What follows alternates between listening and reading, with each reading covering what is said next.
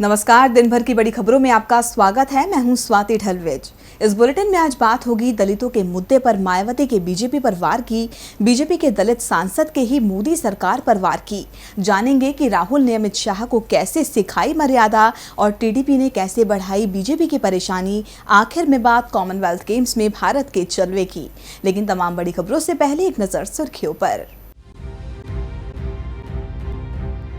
Mission Karnataka पर राहुल गांधी ने की सफाई कर्मचारियों से मुलाकात, गले लगाकर सुनी लोगों की समस्याएं, कहा कांग्रेस के पास है सबका इलाज। बसपा सुप्रीमो मायावती का मोदी सरकार पर निशाना, भारत बंद के बाद दलितों पर बढ़े अत्याचार।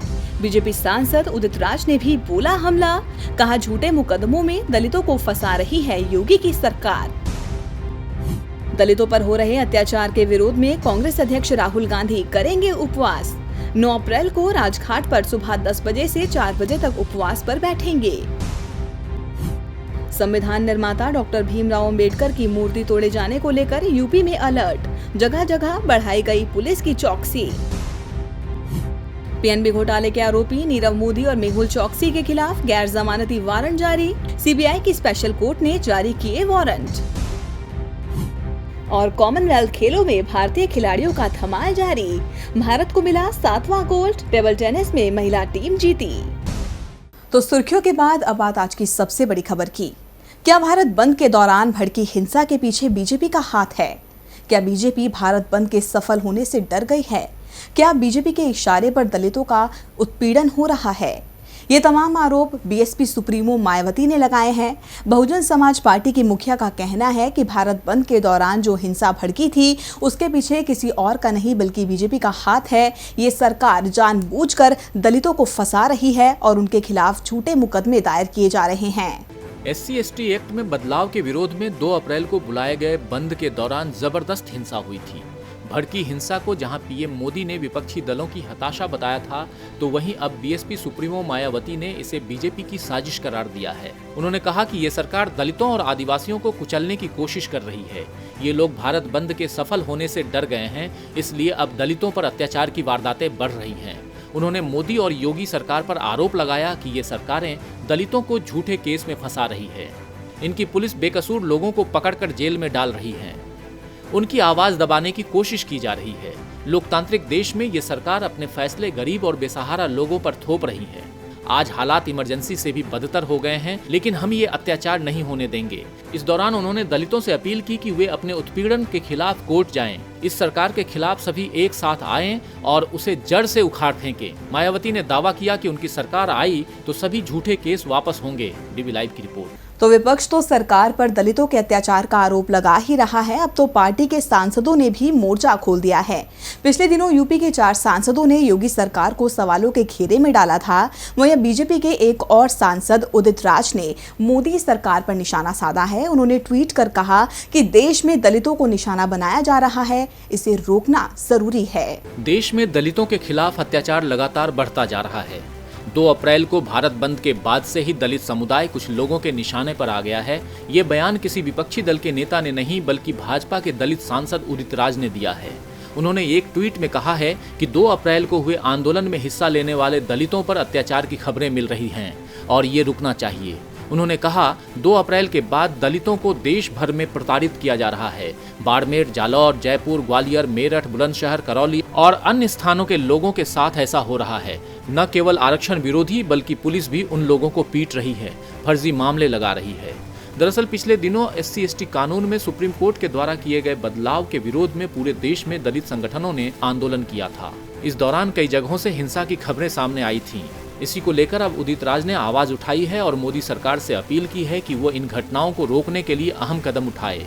आपको बता दें कि उदित राज से पहले बहराइच की सांसद सावित्रीबाई फूले, रॉबर्ट्सगंज से सांसद छोटे लाल, इटावा से अशोक दोहरा, नगीना से बीजेपी सांसद डॉक्टर यशवंत सिंह ने भी दलितों की स्थिति पर चिंता जाहिर करते हुए पीएम नरेंद्र मोदी को पत्र लिखा था और उनके कामकाज पर सवाल उठाए थे। डीबी लाइव की रिपोर्ट। तो वाकई दलितों के मुद्दे पर सरकार पूरी तरह से घिर चुकी है। अब सांसदों की ये बगावत बीजेपी पर कितनी भारी पड़ेगी ये तो आने वाला वक्त ही बताएगा, लेकिन अभी अमित शाह के बयान जरूर परेशानी का सबब बन रहे हैं।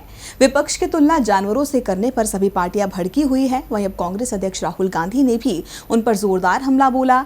राहुल ने शाह के बयान को अपमानजनक बताते हुए कहा कि इससे बीजेपी अध्यक्ष की मानसिकता का पता चलता है।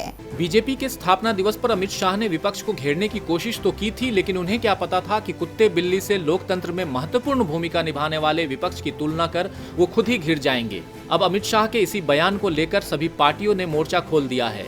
जहां मायावती से लेकर तृणमूल कांग्रेस तक ने शाह की अमर्यादित भाषा के लिए उन्हें जमकर ललकारा, तो वहीं अब कांग्रेस अध्यक्ष ने उन्हें मर्यादा का पाठ पढ़ाया है। कर्नाटक के दौरे पर राहुल गांधी ने कुत्ते बिल्ली वाले बयान को मुद्दा बनाकर शाह और पीएम मोदी को आड़े हाथों लिया। इस बयान को अपमानजनक बताते हुए उन्होंने कहा कि वो इसे ज्यादा गंभीरता से नहीं लेते। इसके साथ ही राहुल गांधी ने कहा कि पूरे विपक्ष को जानवरों का नाम देना अमित शाह और आरएसएस की सोच को प्रदर्शित करता है। अमित शाह के मुताबिक इस देश में केवल 2 गैर जानवर हैं और वो हैं प्रधानमंत्री नरेंद्र मोदी और अमित शाह खुद। इन 2 को छोड़कर बाकी सब जानवर हैं। राहुल गांधी के अमित शाह पर कटाक्ष यही नहीं रुके। उन्होंने कहा कि देश में सिर्फ 2 या 3 लोग हैं जो सब कुछ करने लायक हैं। वो समझते हैं कि बाकी सब बेकार हैं। इनमें न सिर्फ दलित हैं बल्कि आदिवासी और अल्पसंख्यक भी हैं। उन्होंने कहा कि आडवाणी, मुरली मनोहर जोशी और यहाँ तक कि गडकरी को भी कुछ नहीं समझा जाता है। डीबी लाइव की रिपोर्ट। अमित शाह ने ये बयान तो विपक्ष के विरोध में दिया था, लेकिन अब इसे लेकर उनका खुद का विरोध शुरू हो गया है। अब विपक्ष का गुस्सा कब तक शांत होगा ये देखने वाली बात होगी, लेकिन टीडीपी का गुस्सा तो अभी भी शांत नहीं हुआ है। जी हां, संसद का बजट सत्र जरूर खत्म हो गया, लेकिन टीडीपी का विरोध प्रदर्शन अब भी जारी है। संसद के बाद अब पार्टी सड़क पर प्रदर्शन करने उतर आई है। आज सांसदों ने आंध्र प्रदेश को विशेष राज्य का दर्जा देने की मांग को लेकर पीएम आवास के बाहर हल्ला बोला। जब से वित्त मंत्री ने बजट की घोषणा की है तब से टीडीपी के तल्ख तेवर शांत नहीं हुए हैं। उसने एनडीए से गठबंधन भी तोड़ लिया, लेकिन विशेष राज्य का दर्जा देने की मांग बीजेपी और टीडीपी के लिए नाक का सवाल बन गई है। इसलिए न तो बीजेपी झुकने को तैयार है और न ही सत्तारूढ़ तेलुगु देशम पार्टी। संसद के बजट सत्र में मांग को लेकर हंगामा करने वाली टीडीपी अब सड़कों पर भी उतर आई है। पार्टी के सांसदों ने रविवार सुबह प्रधानमंत्री नरेंद्र मोदी के आवास के बाहर प्रदर्शन किया और धरने पर बैठ गए। सांसदों ने हाथों में तख्तियां लेकर पीएम मोदी के खिलाफ जमकर नारेबाजी की। सांसदों का कहना है कि 4 सालों में बीजेपी ने आंध्र को धोखा देने का काम किया है, इसलिए आज हमें सड़कों पर उतरना पड़ा है। वहीं इस हंगामे के बाद पुलिस ने इन सभी सांसदों को 7 लोक कल्याण मार्ग से जबरन उठाया और बसों में भरकर तुगलक रोड थाने ले गई। इस दौरान भी सांसद रास्ते में केंद्र सरकार के खिलाफ नारेबाजी करते रहे। कहा जा रहा है कि सांसदों ने ये प्रदर्शन सीएम चंद्रबाबू नायडू के आदेश पर किया है। टीडीपी अध्यक्ष चंद्रबाबू नायडू ने पार्टी सांसदों से कहा था कि वो आंध्र प्रदेश को विशेष राज्य का दर्जा दिलाने के लिए अपना विरोध प्रदर्शन तेज करें। तो संसद से शुरू हुआ विरोध अब सड़कों तक भी आ गया है। अब देखना होगा कि इस हंगामे के बाद बीजेपी झुकती है या नहीं। डीबी लाइव की रिपोर्ट। अगर बीजेपी टीडीपी की मांग के आगे झुक जाती है तो ये मान लिया जाएगा कि उसने हार मान ली। अब वो हारेगी या जीतेगी ये तो आने वाला वक्त बताएगा, लेकिन कर्नाटक में तो वो कांग्रेस से धर्मयुद्ध की लड़ाई जरूर हार चुकी है। लिंगायत समुदाय को अलग धर्म का दर्जा देने की सिफारिश को मंजूर कर कांग्रेस ने बीजेपी का पूरा खेल बिगाड़ दिया है। जी हां, लिंगायतों को अलग धर्म का दर्जा देने की मांग को नकार चुके अमित शाह को अब लिंगायतों के मठाधीशों ने करारा झटका दिया है। 220 मठों ने चुनाव में कांग्रेस के समर्थन का ऐलान किया है। कर्नाटक में कांग्रेस ने लिंगायत कार्ड चलकर बीजेपी को जिस धर्मजाल में फंसाया था उससे बाहर निकलने के लिए बीजेपी अध्यक्ष अमित शाह ने एड़ी चोटी का जोर लगा दिया। बार बार राज्य का दौरा कर लिंगायत समुदाय को रिझाने के लिए मठों के चक्कर लगाए ताकि कांग्रेस के चक्रव्यूह को भेदा जा सके। लेकिन अमित शाह की ये कोशिशें फेल हो गईं और कांग्रेस चुनाव से पहले बीजेपी के परंपरागत वोट बैंक में सेंधमारी करने में कामयाब हुई। लिंगायत को अलग धर्म का दर्जा देने के लिए आंदोलन कर रहे कर्नाटक के कई मठों ने कांग्रेस के समर्थन का बड़ा ऐलान किया है। दरअसल कांग्रेस ने लिंगायत समुदाय की अलग धर्म का दर्जा देने की मांग को मंजूर कर इसे केंद्र के पास भेजा था, जिस पर अमित शाह ने कहा था कि कर्नाटक सरकार की लिंगायत समुदाय को अलग धर्म का दर्जा देने की सिफारिश को केंद्र कभी मंजूर नहीं करेगा। इसी बयान से खफा 220 मठों के मठाधीशों ने बैठक बुलाकर चुनाव में कांग्रेस को समर्थन देने का बड़ा ऐलान किया है। कर्नाटक में लिंगायत समाज के मठाधीशों की सबसे बड़ी संस्था फोरम ऑफ लिंगायत महाधिपति ने आधिकारिक तौर पर घोषणा की है कि आने वाले विधानसभा चुनावों में उनका समाज कांग्रेस का समर्थन करेगा। उनका कहना है कि जब बीजेपी हमारा साथ नहीं देगी तो हम क्यों उनके साथ जाएं। अब इस ऐलान के बाद बीजेपी को तगड़ा झटका लगा है, क्योंकि कर्नाटक में लिंगायत समुदाय का दबदबा है। लिंगायत कर्नाटक की कुल आबादी के लगभग 21% हैं। विधानसभा की 224 सीटों में से 100 सीटों पर हार जीत लिंगायत तय करते हैं और इन्हें बीजेपी का परंपरागत वोट बैंक माना जाता है। इस बार बीजेपी ने लिंगायत समुदाय से आने वाले BS येदियुरप्पा पर दांव लगाया है। ऐसे में लिंगायत मठों के अध्यक्षों का कांग्रेस को समर्थन देना बीजेपी को तो भारी पड़ेगा ही।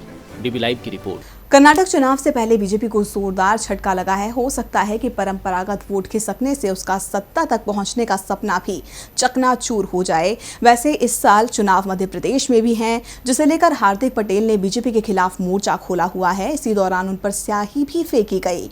हार्दिक ने इसका आरोप बीजेपी पर लगाया है। उनका कहना है कि ये सब बीजेपी के इशारे पर किया गया। किसने किया पाटीदार नेता पर हमला? किसने फेंकी हार्दिक पटेल पर स्याही? क्या बीजेपी के इशारे पर हुआ स्याही कांड? क्या हार्दिक पर हमले के पीछे है बीजेपी? मध्य प्रदेश में पाटीदार नेता हार्दिक पटेल पर स्याही फेंके जाने के बाद ये सारे आरोप उन्होंने बीजेपी पर लगाए हैं। हार्दिक का कहना है कि मुझ पर हमला बीजेपी के इशारे पर हुआ। दरअसल उज्जैन में प्रेस कॉन्फ्रेंस के बाद हार्दिक पटेल जब होटल लौट रहे थे, उसी वक्त मिलिंद गुर्जर नाम के एक शख्स ने उन पर स्याही फेंक दी। बताया जा रहा है कि वो हार्दिक के दौरे से नाराज था। पुलिस ने स्याही फेंकने वाले शख्स को गिरफ्तार कर लिया है, लेकिन हार्दिक इसका आरोप बीजेपी पर लगा रहे हैं। उन्होंने इस हमले के बाद ट्वीट कर लिखा कि मुझ पर स्याही फेंककर भाजपा कार्यकर्ता ने उज्जैन में मेरा स्वागत किया। स्याही फेंकने वालों को हमने माफ किया। लड़ाई हमारी जारी है। गोलियों से नहीं डरता तो स्याही से कैसे डरूंगा। उन्होंने आगे लिखा, मेरे साथ वाइस सिक्योरिटी चलती है। मेरे जैसा व्यक्ति अगर सलामत नहीं है तो आम जनता का क्या होता होगा। DB लाइव की रिपोर्ट। और बुलेटिन के आखिर में बात विदेश में भारत के जलवे की। ऑस्ट्रेलिया के गोल्ड कोस्ट में खेले जा रहे कॉमनवेल्थ गेम्स में भारत के खिलाड़ियों का दमखम जारी है।